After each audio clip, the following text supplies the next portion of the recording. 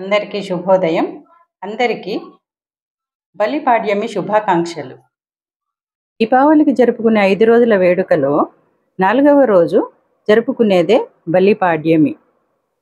పురాణాల ప్రకారం బలి చక్రవర్తి అనే అతను ప్రహ్లాదుని మనవాడు. ఇతడు గొప్ప దానశీలి, ప్రజలను కన్న బిడ్డలలాగా పాలించేవాడు. అతని రాజ్యం ఎంతో సుభిక్షంగా ఉండేది. అందరూ బలిచక్రవర్తి ఆహా ఓహో అని మెచ్చుకునేసరికి అతనిలో కొంత అహంకారం అనేది బయలుదేరింది.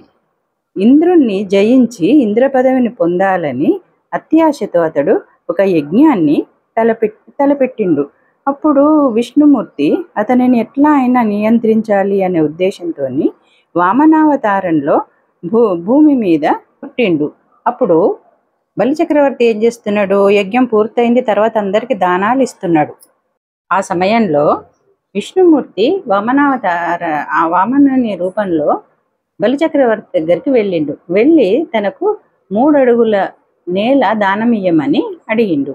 అప్పుడు రాక్షసుల గురువైన శుక్రాచార్యుడు, ఇతడు వచ్చినవాడు సామాన్యుడు కాదు, శ్రీహరే, ఇతను నీ అంతం చూస్తాడు, అందుకని నువ్వు అతనికి దానం ఇయ్యకు అని చెప్పిండు.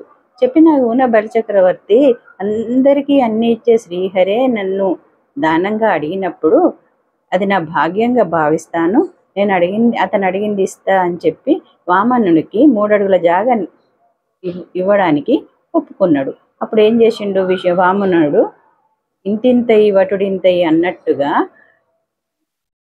విశ్వాంతరంలోకి వ్యాపించి విశ్వవ్యాప్తంగా అతను తన శరీరాన్ని పెంచి నేల మీద 1 అడుగు, ఆకాశం పైన 1 అడుగు, 2 అడుగులు వేసిండు.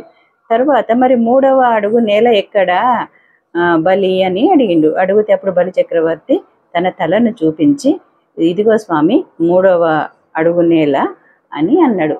అప్పుడు వామనుడు బలిచక్రవర్తి తలపైన తన పాదాన్ని మోపి అతన్ని పాతాళంలోకి తొక్కివేసి అక్కడే ఉండమని చెప్పిండు.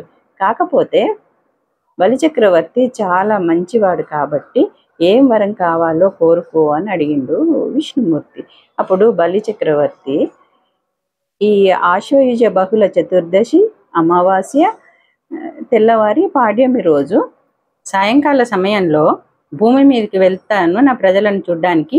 ఆ సమయంలో ఎవరైతే ఇంటి ముందు చక్కగా ముగ్గులు పెట్టుకొని దీపాలు వెలిగించుకొని దానాలు చేస్తారో వాళ్లకు సకల సంపదలను ఇవ్వండి స్వామి అని కోరుకున్నాడట. విష్ణుమూర్తి సరే అని ఒప్పుకున్నాడట. అప్పటి నుండి ఆ 3 రోజులు బలిచక్రవర్తి భూమి మీదకి వస్తాడట సాయంకాలం.